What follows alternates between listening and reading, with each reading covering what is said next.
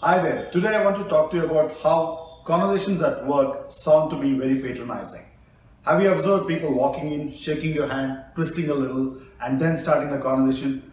How odd does that feel? It's almost telling from now on I'm in charge of this conversation or I'm one step up. And this happens in various spaces of the world of work that we live in. I once had a boss when I was 24 and he was sort of 46 plus, and he used to say this every time he felt he lost the edge in the conversation.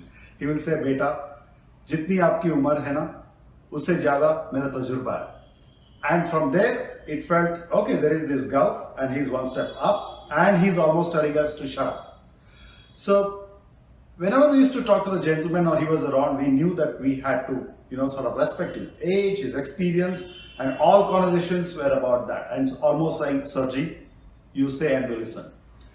And fascinating, that is just one example, it keeps happening throughout. You go for an interview, you're talking to somebody, there's never a connecting equal conversation. It's always about somebody trying to interrogate you, asking you questions as though, something that you've not done and you have to validate, qualify that. So the tone itself is sort of disconnecting, and we've all continuously suffered through this experience of people interviewing us.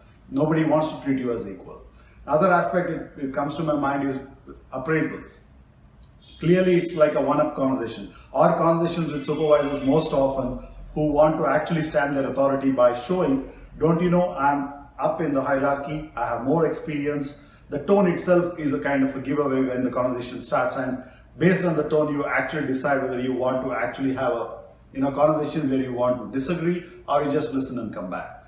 So let me today sort of ask you this question as to when people talk to you, do you feel it's a connecting conversation, you feel equal, or you as a person always want to sound one step up, or people make you feel one step below, and that's how the conversations sound to be very patronizing. I feel it's very de-empowering, demotivating, and people switch off when such conversations happen.